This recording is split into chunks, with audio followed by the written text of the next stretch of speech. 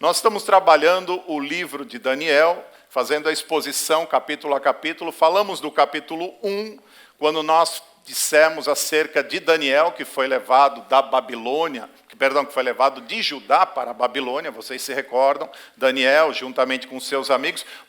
Um fato interessante, presta atenção, quando a noção que a gente tem muitas vezes é que quando a Babilônia invade Judá, ela só leva Daniel, ela só leva Ananias, Azarias, Misael. Não é exatamente isso. No Oriente Antigo e no Oriente Próximo, quando um povo era dominado, todo o povo era levado, exceto aqueles de estirpe muito baixa, aqueles que faziam trabalhos menos, vamos dizer assim, menos valorizados. Aqueles que pertenciam à corte, aqueles que pertenciam à nobreza, toda a família era levada. Então, possivelmente, quando nós mencionamos Daniel, quando nós mencionamos esses jovens, a sua família também foi levada. Os seus pais, possivelmente, foram levados.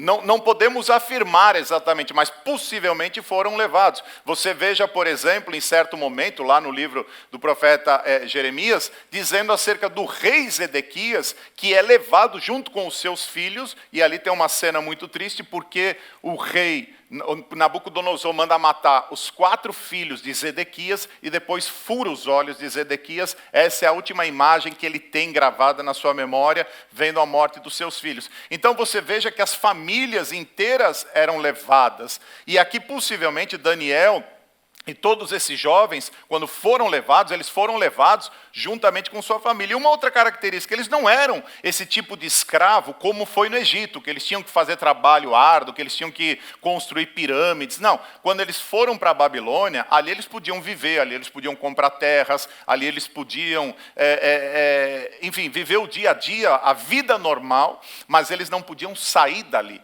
Ali eles estavam numa condição em que aquilo que fosse necessário, eles tinham que servir. Então eles tinham liberdade, por isso Jeremias fala para eles, vocês podem comprar terra, vocês podem ficar por aí, porque o cativeiro vai levar 70 anos. E assim aconteceu. Então voltando aqui, quando no capítulo 1 Daniel sobe possivelmente com toda a sua família. No capítulo 2 nós vimos a interpretação do sonho de Daniel. Era a característica que Deus falava com o profeta. Deus falava com os profetas, até Moisés, Números 12, 6, a Bíblia fala que se houver profeta, Deus vai falar com ele por sonhos e visão. Com Moisés não era assim, Deus falava face a face. Se você tem a Bíblia e abrir aí em Daniel capítulo 7, verso 1, você vai ver Daniel dizendo assim, no primeiro ano de Belsazar, rei da Babilônia, teve Daniel um sonho e visões ante seus olhos, quando estava no seu leito. E veja o que ele faz. Escreveu logo o sonho e relatou a suma de todas as coisas. Então Deus dava sonho, Deus falava por meio de sonho, e nesse sonho Deus dava visões, e esses profetas normalmente anotavam, escreviam e registravam, para que isso ficasse registrado para nós, para chegar até nós, era o modo que Deus escolhia de falar com esses homens. Então o capítulo 2 é marcado pela interpretação do sonho. Agora nós chegamos no capítulo 3, e o capítulo 3 vocês conhecem, é o capítulo que fala sobre a fornalha de fogo ardente. E é curioso que a primeira coisa que talvez você se pergunte é por que estava Ananias, Azarias e Misael nessa fornalha e Daniel não estava? Teria Daniel se curvado diante do rei da Babilônia? Creio que não, certamente não. Mas o relato, o registro aqui se limitou a falar desses 3 irmãos. Não significa que Daniel não tenha passado por algo similar, não significa que Daniel tenha sido poupado de uma forma ou de outra, ou pode ser que Daniel estivesse numa outra localidade quando tudo isso aconteceu e ele não foi alcançado. Pouco importa. O que importa é que o registro que ficou para nós fala desses 3 jovens. E é sobre eles que nós vamos nos debruçar agora. E esse capítulo 3, ele traz 2 verdades que são opostas entre si. A primeira é a síndrome da celebridade de um rei. Lembre-se que no capítulo 2 o rei ele foi identificado como a cabeça de ouro da estátua, mas ele não aceita ser apenas a cabeça, ele quer ser a estátua inteira. Por isso ele manda construir toda uma estátua de ouro para ser adorado. A estátua tinha 30 metros de altura, por 3 metros de largura, e ele quer ser adorado, ele quer ser reverenciado. Em contrapartida a isso, o capítulo revela a fidelidade de 3 jovens. Nós podemos dizer que eles eram uma nota dissonante nessa sinfonia. São 3 jovens. Para eles, a verdade é inegociável. Para esses jovens, eles não estão dispostos de maneira alguma a transigir com os absolutos de Deus. Eles não vendem a sua consciência, mas eles preferem a morte a serem infiéis a Deus. Eles estavam prontos para morrer, mas eles não estavam prontos para pecar. Guarde isso no seu coração.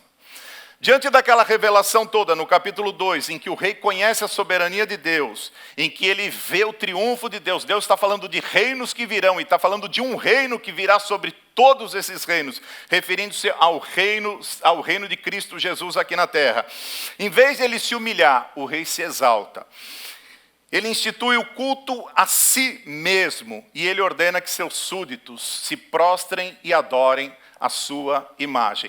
Em razão do tempo, eu não vou fazer a leitura com vocês, mas eu vou lendo com vocês e vou expondo ao mesmo tempo, para nós ganharmos um pouquinho de tempo, porque o relógio não nos perdoa, e nós precisamos terminar no horário, senão semana passada chamaram a atenção do pastor Marcos, eu não quero que chamem a minha atenção hoje, amém? Porque eu sei que vocês são muito bravos.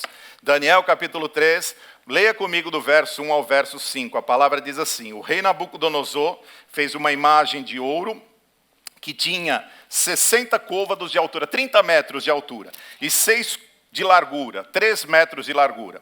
Levantou-a no campo de Dura, na província da Babilônia. Então o rei Nabucodonosor mandou ajuntar os sátrapas, os prefeitos, os governadores, os juízes, os tesoureiros, os magistrados, os conselheiros e todos os oficiais das províncias para que viessem à consagração da imagem que o rei da Babilônia tinha levantado. Então são nobres, são pessoas, são príncipes, são juízes, são pessoas importantes.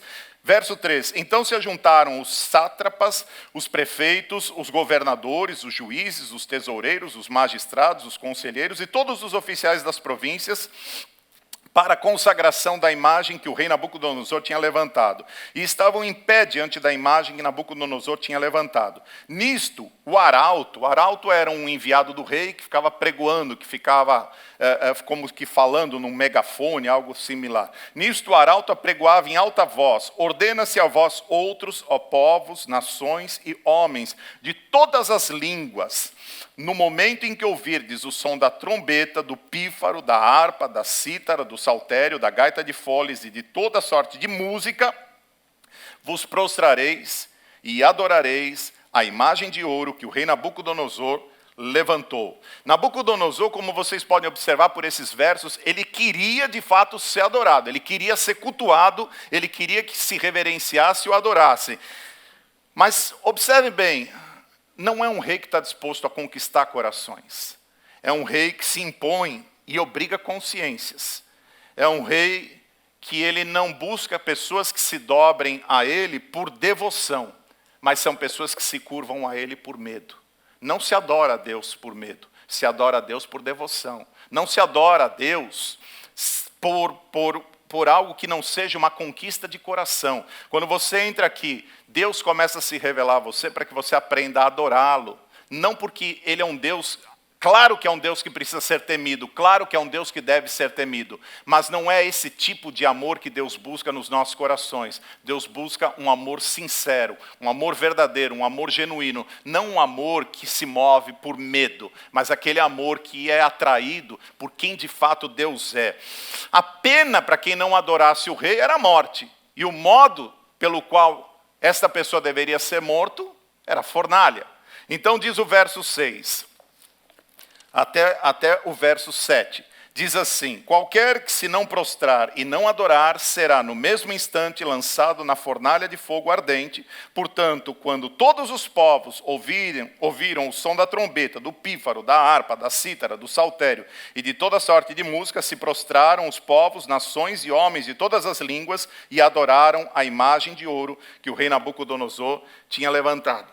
Agora observe, nós estamos diante de 3 jovens que não se curva diante da imagem. Nós estamos diante de 3 rapazes que não estão dispostos a adorar essa imagem, porque eles adoram somente ao Senhor Deus. Eles não estão dispostos, e por isso, sobre eles virá uma acusação. É curioso, note, Como os ingratos têm uma memória curta. Você deve já ter observado isso em muitas ocasiões da sua vida. Como uma pessoa ingrata, ela tem memória curta. Como ela tem dificuldade de se lembrar, muitas vezes, aquilo que você fez para ela ou aquilo que outros fizeram para ela. Então, aqueles caldeus que tinham sido poupados da morte lá no capítulo 2, vocês se lembram? Quando sai o edito é para que matasse todos os caldeus, todos os astrólogos, todos os feiticeiros, matasse todos aqueles homens do império, inclusive Daniel, inclusive Ananias, Azarias e Misael, mas Daniel pede um tempo para orar, Daniel vai orar e Deus revela a ele o sonho, de tal maneira que quando ele entrega a revelação ao rei, os caldeus são poupados. Os próprios caldeus que deveriam morrer são poupados pela revelação de Daniel. Mas agora, esses homens que deveriam ter gratidão, são os primeiros a se colocarem como pessoas ingratas. E de uma forma ingrata, eles acusam esses jovens de forma maliciosa. Veja comigo os versos 8 até o verso 12, como eles os acusam. Ora, no mesmo instante se chegaram alguns homens caldeus, que foram livres, no capítulo 2, e acusaram os judeus, disseram ao rei Nabucodonosor: ó rei, vive eternamente. Tu, ó rei, baixaste um decreto pelo qual todo homem que ouvisse o som da trombeta, do pífaro, da harpa, da cítara, do saltério, da gaita de foles e de toda sorte de música, se prostraria e adoraria a imagem de ouro. E qualquer que não se prostrasse, não adorasse, seria lançado na fornalha de fogo ardente. Então, olha o que eles dizem. Há uns homens judeus que tu constituíste sobre os negócios da província da Babilônia. Volta aí na sua Bíblia muito rapidamente no capítulo 2, no último verso. Está escrito assim: a pedido de Daniel, constituiu o rei Sadraque, Mesaque e Abednego sobre os negócios da província da Babilônia. Ou seja, eles estavam inseridos na província da Babilônia, eles serviam no palácio, eles eram certamente um tipo de funcionário público, e esses homens chegam agora para acusá-los. E diz no verso 12, há uns homens judeus que tu constituíste sobre os negócios da província da Babilônia, Sadraque, Mesaque e Abednego. Estes homens, ó rei, não fizeram caso de ti, a teus deuses não servem, nem adoram a imagem de ouro que levantaste. Então até o verso 12. Seguimos aqui. O texto, de fato, assim, o que nos chama muitas vezes a atenção é o fato do milagre, é o fato da forma miraculosa como nós sabemos que Deus vai livrar esses jovens. Entretanto, eu queria te chamar a atenção nessa manhã, não exatamente para a forma miraculosa, como Deus vai livrar esses jovens dessa fornalha, mas eu queria chamar a sua atenção principalmente para a fidelidade desses 3 jovens. Para a maneira como eles se colocam dispostos a morrer, se necessário for, mas não a pecar. Eles estavam o tempo todo dispostos a levar sua fé até a última consequência. Eles estavam dispostos a morrer, mas eles não tinham disposição nenhuma em pecar. E eles tiveram a coragem de discordar dos demais. Eles estão dispostos o tempo todo. Você nota nesses homens uma disposição, como você sempre vai notar uma disposição na vida dos homens de Deus. Quando Daniel é lançado na cova dos leões, Daniel não podia orar. Daniel não podia se voltar com os seus joelhos ao chão e clamar, porque havia um edito em que todo aquele que não orasse, que orasse a um outro Deus, que não fosse o Deus ali dos persas, deveria ser lançado na cova dos leões. E Daniel não se prostra diante disso. E Daniel adora o Deus dos deuses. Daniel adora o Senhor dos senhores. Então todo homem que você vê com a disposição de cumprir o chamado de Deus, esteja certo, esse homem certamente será em algum momento lançado em algum tipo de fornalha, em algum tipo de cova.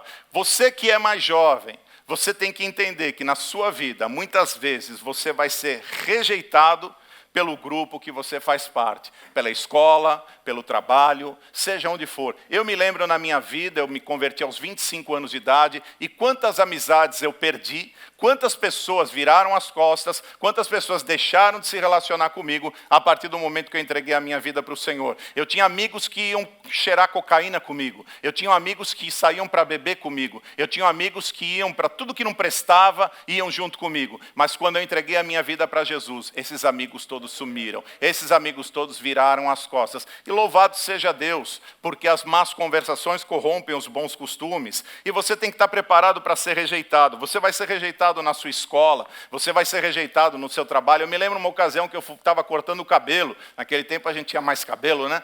E eu estava cortando o cabelo e o marido da cabeleireira estava assim na calçada. E passava, na rua, passava ônibus e fazia muito barulho. Então, em certo momento, parou de passar o ônibus e ele estava conversando com outro rapaz, e ele disse assim, esse rapaz está cortando o cabelo, é muito gente boa, eu gosto muito dele, pena que ele é crente. E eu ouvi quando ele falou isso. E eu louvo a Deus, porque 25 anos depois, e eu estou aqui anunciando o Evangelho, eu estou aqui falando das maravilhas desse Deus Todo-Poderoso. Eu posso olhar para a minha vida, eu posso olhar para a minha casa, eu posso olhar para a minha família, e eu posso ver a presença de Deus, a presença transformadora e aprovadora da parte de Deus. Nosso compromisso, meus irmãos, não é com sucesso, o nosso compromisso é com a fidelidade a Deus. Ceder à pressão, muitas vezes, vai destruir a sua vida, vai te levar a uma fornalha que o próprio mundo nos impõe. Você vai ver muitos jovens que são encorajados a se embriagar por causa dos seus amigos. Você vai ver muitos jovens que perdem a sua virgindade antes do casamento porque são induzidas por amigas na escola, na universidade. Você vai ver muita quebra de princípios. Você vai vendo filhos mentirem para os seus pais. Você vai ver pessoas assistindo filmes indecentes. Você vai ver pessoas ouvindo músicas maliciosas, porque o mundo tem sua própria fornalha, meu irmão. O mundo nos impõe. Se você não fizer assim, você vai ser desprezado. Se você não fizer assim, você vai ser excluído do seu grupo. Muitas vezes as pessoas são obrigadas a fazer para ter aceitação. Cuidado com a opinião da maioria, porque invariavelmente a opinião da maioria está errada. E esta opinião errada, ela vai destruir a sua vida, ela vai destruir a sua casa, ela vai destruir a sua família. Especialmente você que é jovem. As pessoas fiéis entendem que fidelidade é uma questão inegociável. Inegociável. Você que está aqui hoje e me escuta, entenda uma coisa, você que um dia casou e os seus olhos se voltaram para sua mulher, eu tenho certeza que você se apaixonou e você disse, você é a mulher mais linda que existe na face da terra. E eu não tenho dúvida que ela é até hoje. Mas eu quero te lembrar que existe concorrência. E existem muitas mulheres lindas na face da terra. Existem muitas mulheres que Deus foi muito generoso, não é? E fez da mulher algo muito lindo. De tal maneira que se você, homem, não toma cuidado, essas mulheres acabam nos atraindo a atenção dos nossos olhos, especialmente num lugar como Miami, em que é muito quente, que as pessoas se vestem com muito pouca roupa. Essas coisas acabam atraindo muitas atenção os olhos de um homem. Meus irmãos, deixa eu lhe dizer uma coisa. Nós temos que estar dispostos a sermos fiéis, antes de tudo, a Deus. Porque a fidelidade é algo para nós que deve ser inegociável. Nós temos que ter um pacto com Deus, antes de ter um pacto com o homem nessa terra. Nós temos que guardar o nosso matrimônio, guardar a nossa família, guardar o nosso relacionamento, antes de tudo, com Deus. Porque é através desse pacto com Deus que você vai aprender a ser fiel à sua esposa, que você vai aprender a ser fiel aos seus filhos, que você vai aprender a ser fiel à sua família. Esses jovens entenderam isso. O desejo deles era agradar a Deus, não importasse, nem que eles tivessem que perder a vida deles. Daí a firmeza deles, nos versos 13 a 18. Leia comigo os versos 13 a 18 e você vai ver a firmeza desses jovens. Diz a palavra, então Nabucodonosor, irado e furioso, mandou chamar Sadraque, Mesaque e Abednego e trouxeram estes homens perante o rei. Falou Nabucodonosor e lhes disse, é verdade, ó Sadraque, Mesaque e Abednego, que vós não servis a meus deuses, nem adorais a imagem de ouro que levantei? Agora, pois, estáis dispostos, e quando ouvirdes o som da trombeta, do pífaro, da cítara, da harpa, do saltério, da gaita de foles, prostrai-vos e adorai a imagem que fiz. Porém, se não a adorardes, sereis no mesmo instante lançados na fornalha de fogo ardente. E quem é o Deus? Olha que prepotência, olha que petulância, que soberba desse rei. E quem é o Deus que vos poderá livrar das minhas mãos, está dizendo o texto bíblico. E é interessante porque ainda continua dizendo assim, responderam Sadraque, Mesaque e Abednego ao rei. ó Nabucodonosor, quanto a isto, não necessitamos de te responder. Pelo contrário, eles dizem assim no verso 17, se o nosso Deus, a quem servimos, quer livrar-nos, ele nos livrará da fornalha de fogo ardente e das tuas mãos, ó rei. Se não, fica sabendo, ó rei, que não serviremos a teus deuses, nem adoraremos a imagem de ouro que levantaste. E aqui eu gostaria de chamar muito a sua atenção e você percebesse que, apesar de tudo isso, esses jovens entenderam que eles não eram advogados de Deus, mas eles foram chamados para ser testemunhas de Deus. Eles não tentaram defender a Deus, eles apenas se colocaram como testemunha de Deus, porque eles entenderam que a fé não é algo arrogante, e de fato não é. Fé não é algo arrogante. Eles logo perceberam que eles não eram donos da agenda de Deus. Isso tem muita importância. Eles não decretaram o que Deus deveria fazer. Eles não disseram, eu não aceito. Eles não disseram, eu rejeito. Eles não disseram, a fornalha está repreendido em nome de Jesus. Não. Eles não disseram, como nós muitas vezes dizemos, está amarrado, está amarrado, está amarrado. Eles não determinam o que Deus deve fazer. Sabe por quê? Porque Deus nem sempre está disposto a nos livrar dos sofrimentos. Às vezes Deus nos livra da morte. Outras vezes Deus não nos livra da morte. Mas para um salvo isso pouco importa. Porque o que fala a palavra em Romanos, se vivermos para o Senhor, vivemos. Se morrermos para o Senhor, morremos. De sorte que quer vivamos, quer morramos, nós somos de quem? Somos do Senhor. Então esses jovens logo entenderam, apesar de serem tão meninos, eles não estavam ali para defender a Deus. Eles não estavam ali para impor e dizer para Deus como é que Deus deveria fazer. Eles não estavam ali para dizer, Senhor, isso é injusto o que eu estou passando. Eles estavam ali para testemunhar o poder de Deus. Se Deus livrar, amém. Se Deus não livrar, amém também, porque Ele vai continuar sendo Deus. Quando é que nós vamos construir uma fé assim? Quando é que nós vamos deixar de ser crianças, sair do leitinho e nos tornarmos maduros na fé?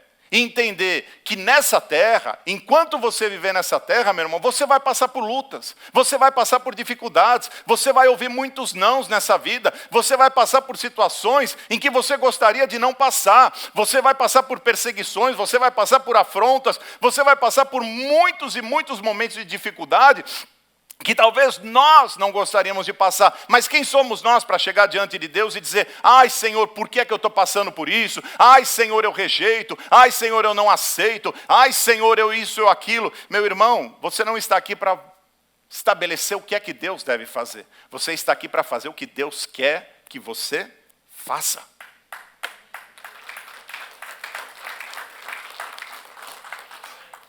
Está tímido essas palmas, né? Deixa eu dizer uma coisa para você. Às vezes a gente vem para a igreja, e hoje, principalmente hoje, com esse evangelho triunfalista, o que mais nós ouvimos é um Deus que dá casa, um Deus que dá carro, um Deus que dá documento, um Deus que dá casamento. E nós nos alegramos com tudo isso. Quem de nós aqui não se alegra quando um irmão alcança o seu documento? Nós nos alegramos porque nós sabemos a dificuldade. Mas eu quero te advertir, eu quero te lembrar que o que deve nos mover a Deus e o que deve nos trazer a uma igreja como esta, não é o fato de Deus te dar um carro ou te dar uma casa. Não é o fato de Deus te dar um documento ou te dar um casamento. Você não vem aqui para isso. Você vem aqui para cultuar a Deus. Você vem aqui para servir a Deus. Ele é a pérola de grande valor. Nós precisamos continuar crendo em Deus, apesar das circunstâncias. Nós precisamos servir a Deus, pouco importa o que está acontecendo, o que está se passando conosco. Viver não é preciso, andar com Deus sim. Guarde isso no seu coração, meu irmão. É claro que esse posicionamento vai deixar esse rei furioso, para não dizer ainda mais possesso e mais endemoniado. Veja o verso 19.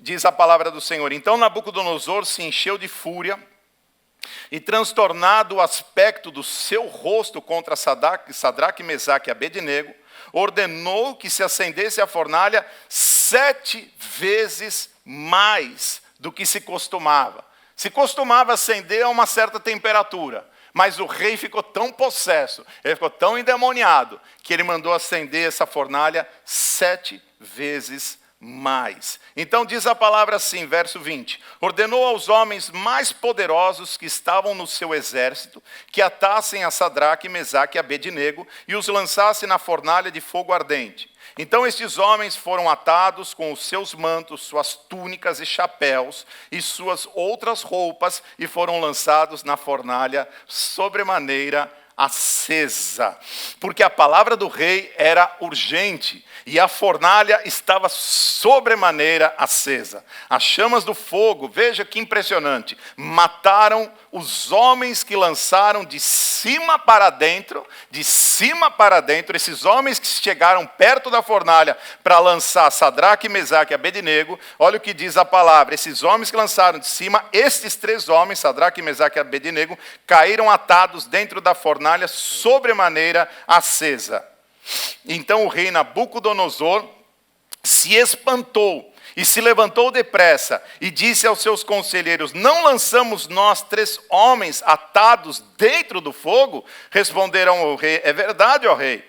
Tornou ele e disse: eu, porém, vejo 4 homens soltos, que andam passeando dentro do fogo sem nenhum dano. E o aspecto do 4º homem é semelhante a um filho dos deuses. E é impressionante como Deus, muitas vezes, podendo nos livrar dos problemas, Ele escolhe nos livrar nos problemas. Você entende isso?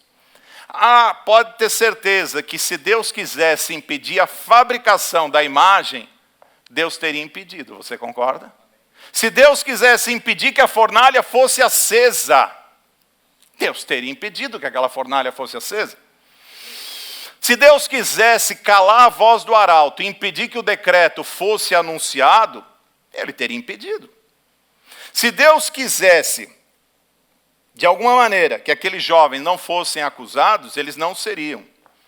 Se Deus quisesse que eles não fossem atados e jogados na fornalha, Deus não teria permitido. Deus não impediu que a fornalha fosse acesa, Deus não impediu que a imagem fosse construída, Deus não impediu que o rei determinasse que fosse prestado um culto de adoração a Deus. Deus não impediu nada. Deus não impediu, porque Deus resolveu transformar aquele instrumento de morte num instrumento de vida. Deus não impediu que você passasse por certas situações nessa vida para poder glorificar o nome dele na sua vida. Eu me lembro quando a minha mulher ficou grávida do 2º filho e depois teve um problema que era uma má formação genética, e nós fomos para o hospital para tirar aquilo que para nós até dias atrás era uma grande alegria, porque era o nosso 2º filho. E quando nós chegamos naquele hospital, não tinha outro lugar senão na maternidade. E você passa por um corredor de maternidade que até um dia antes você se alegrava e você sorria, sabendo que sua mulher estava grávida, que você ia ter um filho, e você passa por aquele corredor de uma maternidade, olhando aqueles bichinhos na porta, aquelas flores postas ali diante daqueles quartos, e você está entrando naquele lugar para arrancar, para tirar aquilo que seria o seu filho, para ceifar e tirar de uma vez por todas a esperança que você tinha de aquilo ser uma vida que Deus estava trazendo para transformar essa terra. E Deus não te poupa. E eu me lembro que eu dobrei meu joelho para orar, e eu só chorava, e eu só clamava com lágrimas a Deus. Então chegou um certo momento que eu mesmo, olhando ali diante de todo aquele cenário, me veio ao coração aquela palavra que Jesus disse assim: Satanás, o que você tem que fazer, faz logo. Quantas vezes nós não passamos por lutas, meus irmãos? Quantas vezes nós não passamos por fornalhas? Quantas vezes você não passa por dificuldades nessa vida? E você acha que Deus tem a obrigação de nos livrar de todas? Você acha que Deus tem a obrigação de te livrar dos problemas? Muitas vezes Deus quer nos livrar nos problemas. Muitas vezes Deus quer te levar ao extremo para glorificar o nome dele na sua vida. Nós precisamos crescer, nós precisamos sair desse lugar, muitas vezes de ser esses filhinhos mimados, de achar, como hoje com essa pregação desse evangelho triunfalista, que na nossa vida sempre vai dar tudo certo. Às vezes não dará.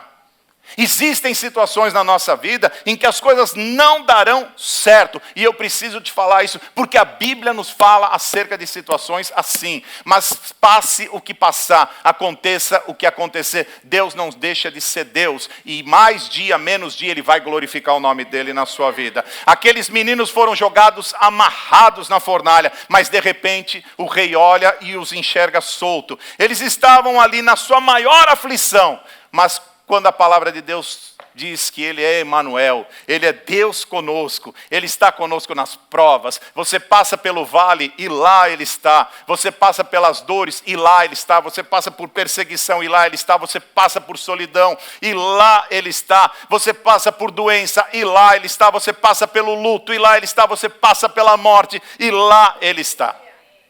Esse é o Deus a quem nós servimos. E por fim você vai observar e você vai ver esse rei agora transtornado, mas de maneira admirável. De uma maneira em que agora ele chama de forma reverente a esses meninos como servos do Deus Altíssimo. Verso 26 diz assim: então se chegou Nabucodonosor à porta da fornalha sobremaneira acesa, falou e disse: Sadraque, Mesaque e Abednego, servos do Deus Altíssimo, saí e vinde. Que coisa maravilhosa. Até um momento atrás esse rei estava dizendo para eles: vocês não vão me adorar, vocês não vão se prostrar diante de mim, acende a fornalha 7 vezes, joga esses meninos lá dentro.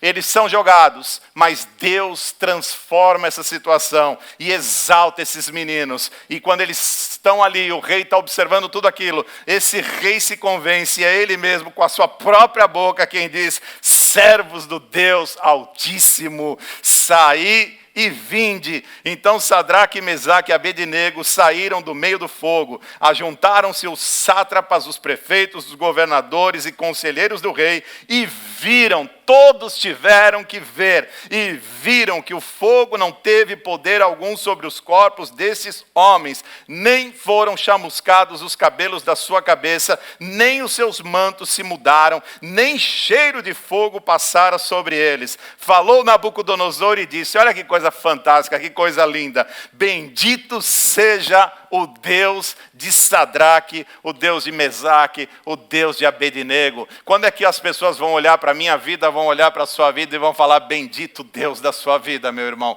Bendito Deus da sua vida, minha irmã. Lá no seu trabalho, lá na sua escola, lá na sua universidade, seja onde for. Quando é que essas pessoas vão olhar para nós e vão dizer: bendito é o Deus da sua vida? Deixa eu contar uma coisa para vocês. Por muito tempo eu tive um tio que servia os guias, que servia os demônios. Ele servia mesmo, ele era aquilo que eles chamam de cavalo lá no terreiro, e ele incorporava e servia. E um dia ele passou por uma luta, por um problema, então ele me buscou, que ele estava atravessando um problema, e ele precisava da minha ajuda. E eu prontamente me dispus e o ajudei, e me lembro que naquela ocasião ele estava muito sensível, muito quebrantado. E eu nunca me esqueço que, servindo os guias como ele servia, sendo quem ele era ali naquele momento, quando nós fomos nos despedir, ele segurou em mim e ele falou para mim assim: ora pela minha vida.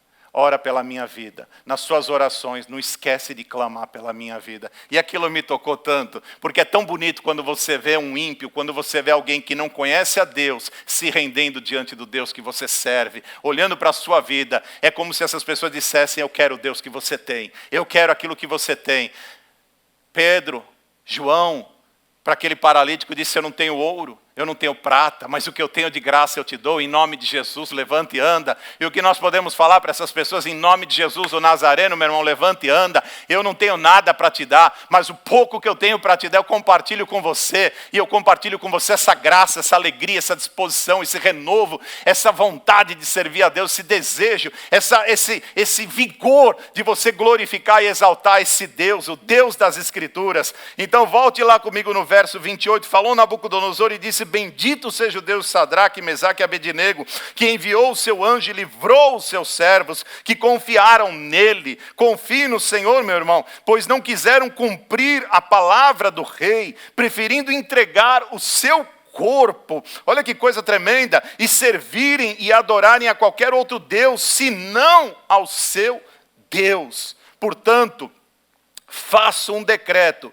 pelo qual todo povo, nação e língua que disser blasfêmia contra o Deus de Sadraque, Mesaque e Abednego seja despedaçado e as suas casas sejam feitas em monturo, porque não há outro Deus que possa livrar como este. Então o rei fez prosperar a Sadraque, Mesaque e Abednego na província da Babilônia. Deus é tremendo. Deus é tremendo. E diante do tempo que nós temos disponível aqui, e diante de toda essa palavra, eu queria fazer com vocês apenas 2 aplicações práticas dela, mas 2 aplicações muito significativas. Nós até já passamos por elas, é apenas para te recordar. E a primeira delas é dizer para você, meu irmão, deixe de ser infantil e cresça. Cresça o quanto antes. Nós não somos donos da agenda de Deus. Deus faz como Ele quer. Ele é soberano. Nós precisamos parar com essas bobagens, como nós muitas vezes recebemos desse neopentecostalismo. Eu rejeito, eu amarro, eu não aceito, eu repreendo, eu isso, eu aquilo. Ah, mas pastor, não é bíblico que nós devemos amarrar o valente? Mas você não amarra o valente com palavrinhas pronunciadas na sua boca. Você amarra o valente com jejum. Você amarra o valente com oração. Você amarra o valente com vida reta, com vida piedosa. Você quer ver os demônios saírem da sua casa? Trata bem a sua esposa. Trata bem os seus filhos. Trata bem o seu marido. Você quer ver o demônio sair da sua casa? Chega no horário no culto. Mostra para sua família o que é ter reverência.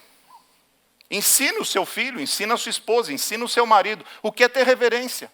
Você vai ver como o demônio, ele não vai ter onde se apegar na sua vida, meu irmão. Seja reverente a Deus. Trate as coisas de Deus com seriedade. Porque o dia que você aprender a tratar as coisas de Deus com seriedade e ser um modelo para a sua família e toda a sua família te copiar, não vai ter espaço para demônio lá dentro da sua casa. Você não vai precisar ficar falando eu amarro, eu rejeito, eu repreendo, eu isso, eu aquilo. Tenha um bom testemunho. Um bom testemunho vale mais do que 1000 palavras. O homem de Deus é respeitado pelo seu testemunho.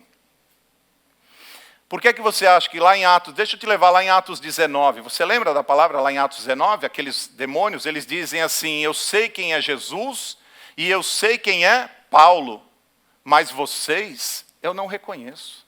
Sabe por que eles não reconheceram aqueles 7 jovens, filhos de um sacerdote? Por que autoridade aqueles homens tinham? Quem eram aqueles homens? Quando nós não temos testemunho, quando nós não estamos dispostos a nos curvar e a nos submeter a Deus e termos reverência a Deus, qual é a nossa autoridade? Como é que eu posso ter autoridade de subir aqui em cima, nesse lugar, se você olha para a minha vida e você não enxerga um bom testemunho? Se a minha casa não estiver em sujeição, se os meus filhos não estiverem em sujeição, como é que nós, homens de Deus, mulheres de Deus, como é que as pessoas vão olhar para a nossa vida e vão dizer, eu quero isso que você tem? Não bastam palavrinhas. E nós precisamos crescer. A autoridade de um homem de Deus está no quanto ele se submete a Deus. Guarde isso no seu coração. Você não é temido porque você tem uma arma na sua casa. Você não é temido porque você fala grosso. Você não é temido porque você fala alto. Você é temido, meu irmão, porque quando o diabo olha para a sua vida, ele vê um homem correto, ele vê um homem de oração, ele vê um homem de integridade, ele vê um homem que paga o preço, ele vê um homem que se esforça para levar a sua família aos pés de Cristo, custe o que custar. É esse homem que é respeitado. Esse homem o diabo teme. E para nós caminharmos aqui para o encerramento, a segunda aplicação prática dessa palavra é que tudo que importa é ser fiel a Deus. Às vezes nós olhamos e vemos o milagre, a ação miraculosa de Deus em livrar esses 3 jovens de uma fornalha aquecida 7 vezes mais. Mas eu gostaria que nessa manhã você pusesse os seus olhos na fidelidade desses jovens e entendesse como esses meninos, eles glorificaram a Deus através da sua vida. Eles estavam dispostos a morrer, se necessário for, mas eles não estavam dispostos a pecar. Guarde no seu coração, Às vezes Deus escolhe nos livrar dos problemas. Às vezes Deus te livra dos problemas. Às vezes Deus te livra nos problemas.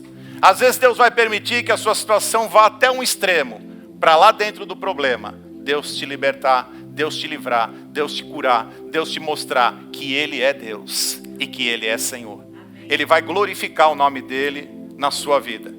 Ele podia ter impedido a construção da estátua, ele podia ter impedido a fornalha, ele podia ter impedido a divulgação do decreto, ele podia ter impedido que aqueles jovens fossem acusados, ele podia ter impedido que eles fossem atados e jogados na fornalha, mas ele foi ao extremo. Ele usou aquela situação de morte numa situação de vida. Ele fez daquele instrumento de morte, daquele instrumento de vergonha, ele fez um instrumento de vitória, ele fez um instrumento de redenção, ele fez um instrumento para glorificar o nome dele. Eu quero dizer a você, meu irmão, na sua hora de maior aflição, esteja certo, Deus vai estar lá com você. Se você for fiel a Deus, se você for daquelas pessoas que não importa o que tiver que passar, você não nega o nome do seu Deus, você não nega a sua fé no Senhor, você pode ter certeza. Ele falou lá em Mateus 28, ele diz: eu estarei convosco pelos séculos dos séculos. Passe o que você passar, ele vai estar lá com você. Ele estava lá com aqueles meninos passaram por aquelas provas, e ele estava lá. E quando você passar pela prova, ele vai estar com você. Quando você passar no vale, ele vai estar com você.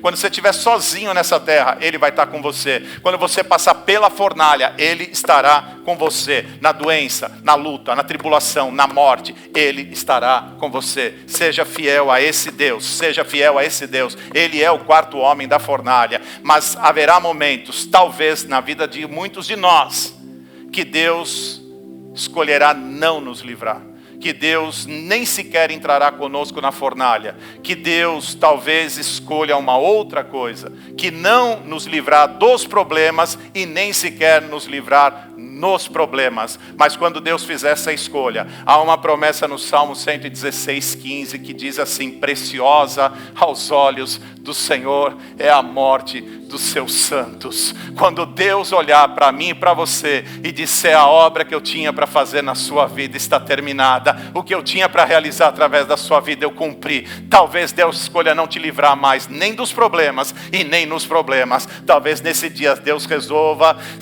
te trazer e te levar para o céu.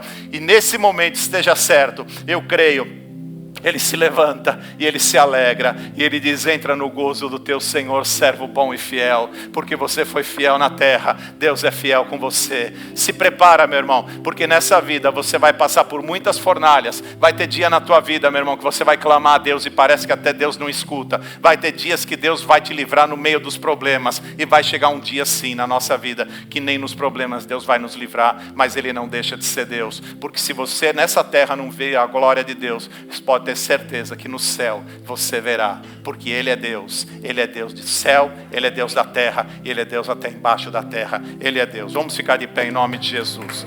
Louvado seja o seu nome. Glória a Deus. Deixe-me orar pela sua vida,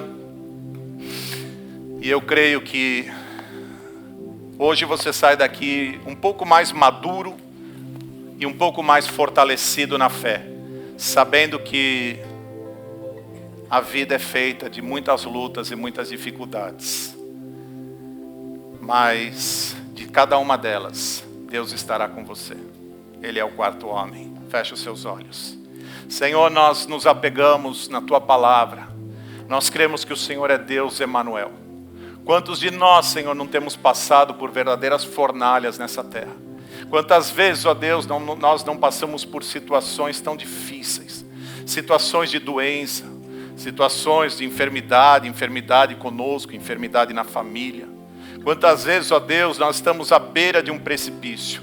Quantas vezes nós nos vemos como esses jovens olharam e se viram dentro de uma fornalha. Parece que não há ninguém. Parece que nós clamamos e ninguém escuta. Parece que nós queremos falar e não há ninguém disposto a nos ouvir. Mas o Senhor é Deus. E o Senhor é aquele que está conosco, mesmo dentro da fornalha. O Senhor conhece agora, Deus, a situação e a luta que o meu irmão está passando. O Senhor conhece agora, Pai. E se o Senhor quisesse, o Senhor poderia ter livrado esse irmão. O Senhor poderia ter livrado essa irmã dessa situação. Mas aprove ao Senhor levar essa pessoa até essa situação na qual ela se encontra hoje. E eu creio que o Senhor não perdeu as rédeas. O Senhor não perdeu o controle dessa situação. Ainda no meio dessa fornalha, o Senhor é poderoso para livrar. E o Senhor livra. Eu clamo, Senhor, eu te peço, pela vida do meu irmão, pela vida da minha irmã. Senhor, glorifica o teu nome nessa luta que ele está passando, Senhor. Glorifica o teu nome, ó Pai, nessa luta familiar. Glorifica o teu nome, Senhor, nessa enfermidade. Glorifica o teu nome, Senhor, não é por nós, é por ti, Senhor.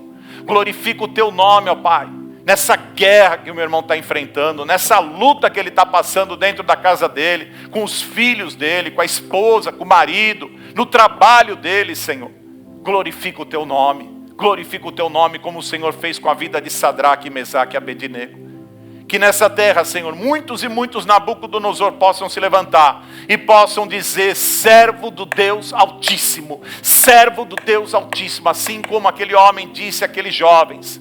Que nessa terra nós possamos ser um exemplo, nós possamos ser um modelo, que a nossa fé, Senhor, não seja uma fé baseada, Senhor, naquilo que nós vemos, mas seja uma fé verdadeira, genuína, baseada no Deus a quem nós servimos. Que a tua palavra, Senhor, penetre os corações, que ela encontre morada, que ela encontre terra fértil em cada coração, Senhor. Enche esse irmão de fé, enche esse irmão de disposição, que ele saia daqui hoje com essa maturidade, que ele deixe para trás, ó Deus, essa fé infantil, essa fé que muitas vezes se apoia num triunfalismo que nós sabemos, ó Deus, que é falso, que é mentiroso, porque aquele que quiser viver piamente passará tribulações, passará perseguições nessa terra. Todo aquele que quiser viver o verdadeiro evangelho vai ser perseguido nessa terra. Mas a palavra de Deus nos ensina dizendo que adianta o homem ganhar o mundo todo se perder a sua alma. Nós estamos aqui, Senhor, não para ganhar o mundo, mas nós estamos aqui, ó Deus, para andar contigo, para fazer a tua vontade, para cumprir em nós, Senhor,